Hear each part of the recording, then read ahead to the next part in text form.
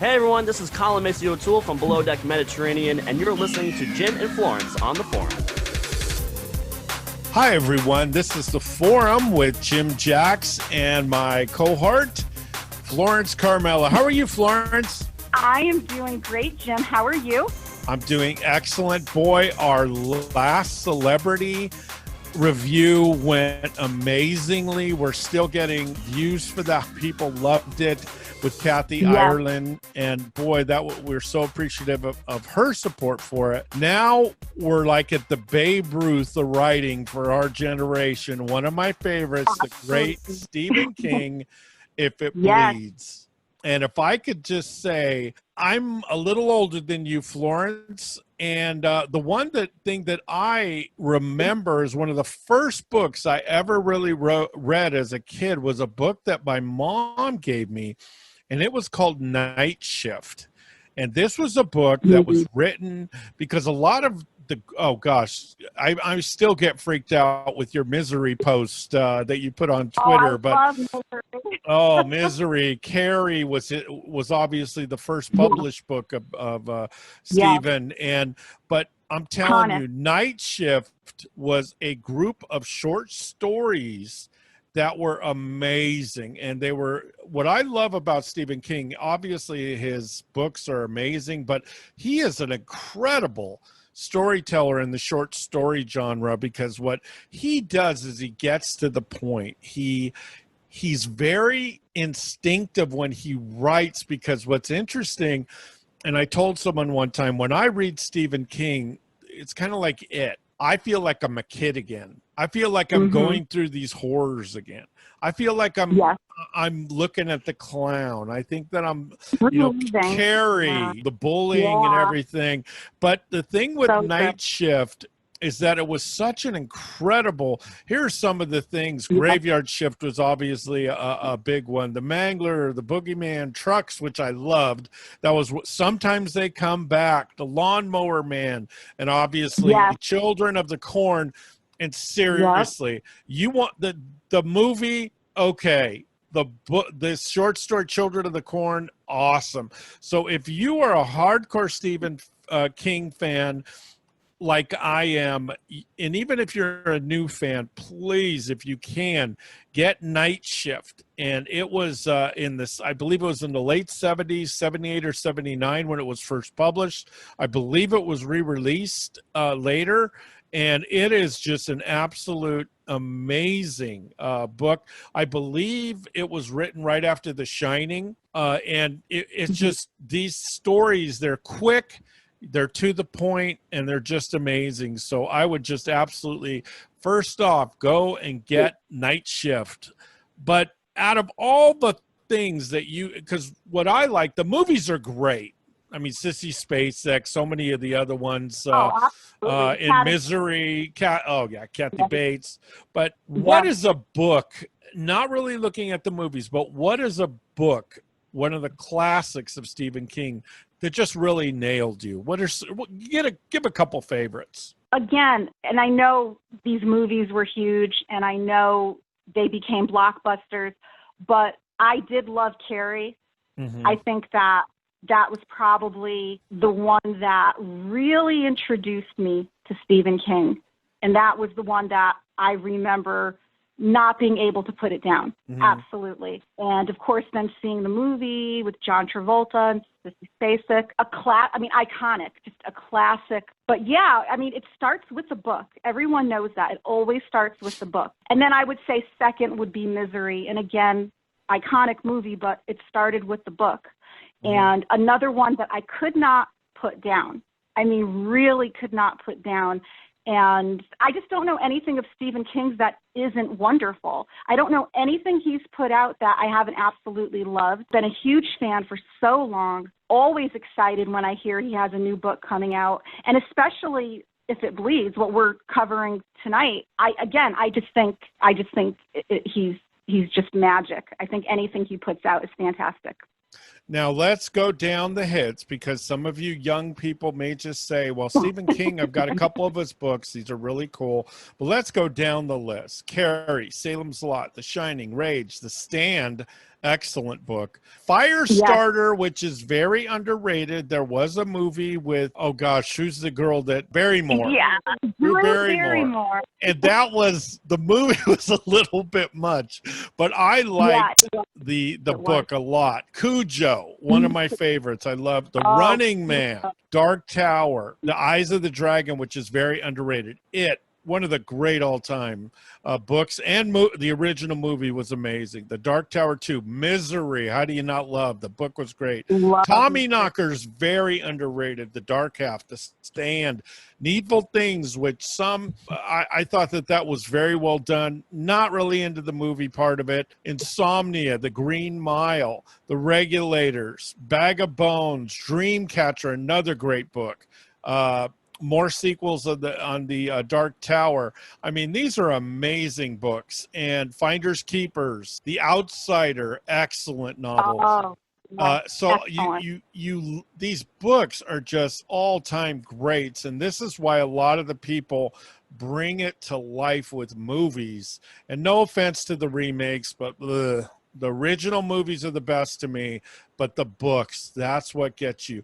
Get a nice glass of wine, turn the lights a little bit dim, start reading, and listen to the sounds around your room. I love it. So, again, these shows, his writing is just and he's also written for some very other venues as well. We can't get into it.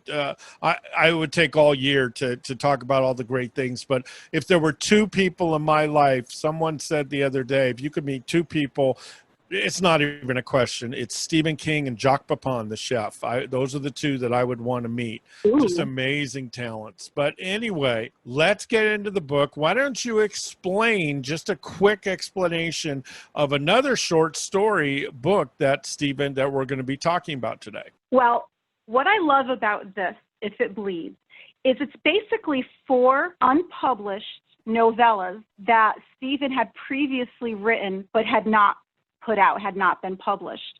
And what I love about it is there's 4 very different stories. And I do have a favorite, and I definitely really enjoyed reading it. I did think they all were wonderful, but there is one that stands out the most for me. So I was thinking it would be great if I picked my favorite, you pick your favorite. Well, your favorite is my favorite, but out of love and respect, I'll let you have that. So okay. And after all the fear in our Mafia podcast, I'm very scared to cross you right now. So the Sicilian blood, very afraid right now. So you go first. Yes. Well, I did love Mr. Harrigan's Phone. And again, the whole idea, it kind of brings you back a little bit to when you're younger, because it basically starts with a teenager and finds the phone in someone that has passed away, a body, which always makes me a little nervous when it starts off that way, unfortunately. But at the same time, there's that communication from beyond the grave. And it just, without giving away anymore, because I don't want to get into the whole story. Don't give away anything. No spoilers here. It leaves you on the edge of your, and just within the first couple of sentences, that first paragraph or two, it already draws you in. And it definitely, out of the 4 novellas, was definitely, I would say, my favorite. Yes, I love that one too. Again, it has that interesting thing of the beyond the grave, because what was Houdini's favorite thing? When he told his wife, one of the last things he said, if I can come back, I'll come back. And they had a seance on Halloween every year, and until they realized he's probably not coming back. So, but knock on wood, Harry, rest in peace, but we don't want any interesting things happening during the podcast. But the next story that I like is called The Rat. And The Rat is there have been famous writers that have written about this. This is a very famous story. Stephen puts his own kind of thing into it, where you kind of sell your soul to the devil a little bit. You give up some things that you love, and a lot of people talk about some of the secret societies and organizations where you have to give up a loved one to gain fame or fortune or whatever. This is in that genre. And this is a really interesting one because a lot of us have gone through things where we would, oh gosh, God, I'll do this if you do that. You make bargains and I'll go to church every week if you do this. But in reality, this is the negative connotation of that, where it's kind of like making a wish and a dream and a promise to a nasty entity, and the consequences are dire. So it's not what you think when you make a deal like that. So I think it's a great story. The other two that we're not going to bring up, but it's If It Bleeds, which is the name of the book. Yep. That's another interesting one. I love the title. Oh, it great. Is very interesting. It's amazing. And The Life of Chuck, that one's a little bit more, it's a little bit more intense, a little bit more story driven, where it's going to be longer. It's going to take for me, it took a little bit to get into, but I'm glad I did, because once I did, I got pretty hooked. I liked all of them. They're going to be quick reads. You're going to read one and you're going to say, man, I'm already done. I mean, but the thing is, it's like going to a great French restaurant and getting a great meal. It may not be huge portions, but after you're full and you're just saying, wow, that was pretty good. Great Stephen King story, one great novel. You're getting 4 in 1. So right there, I think that all four stories are definitely, absolutely worth it. The Life of Chuck, If It Bleeds, Rat, and my favorite, Mr. Harrigan's Phone. I think all 4 are absolutely worth it. And I'm so glad that he did it this way and that he put them together, because even though they're all separate stories, they go really well together, I think. Another amazing thing that people don't know about Stephen King is with the success of Night Shift and Brian De Palma's movie Carrie, he did something called a dollar deal, where students began to send him work and send him things that they wanted him to see. But he would allow these students to do adaptations of his story for only $1. Now, he could have got a lot more money than that, obviously. But for someone like that, his entrepreneurial spirit is just amazing. He also gives about $3 to $4 billion a year to different entities like public services, like fire department and things like that. So from day one, because he was very broke when he first started, and I don't want to get into all the stories, but he really struggled. But when he made it, he never forgot where he came from, and that's why I've always been kind of a fan of Stephen, because he's such a fan of the underdog, and I just love that about Stephen. He's an amazing man. He remembered when he first started. So a lot of you writers out there, his first 3 books rejected. No one wanted him. He had to grind himself. Very discouraging. In fact, what I heard in one of his books, I don't know if it was his first or his last, he threw away, it was Carrie. Yeah, I think it was Carrie, where he threw away the first few pages. I heard that. Yes. His wife picked it up out of the garbage, made him rewrite it, and the rest is history. So amazing. Another great classic story from Stephen King. If It Bleeds, a 4-story short story book. So again, if you're thinking, oh my gosh, 300 or 400 pages, I'm not into it. Hey, it's a lot shorter than that, and you're going to get so much out of it. Each story, they're fun rides. It's just going to be a great thing. So again, Stephen King, If It Bleeds, and on the side, get Night Shift. I'm telling you, you will do some of the great books of all time, great short stories of all time are at Night Shift. Absolutely. So again, Stephen King, thank you so much. We love you, and you are the best. We are going to have all these posts, so we can't wait to share this. Absolutely. But again, 5-star easy review on this one. Easy. All right, you guys, take care and keep reading.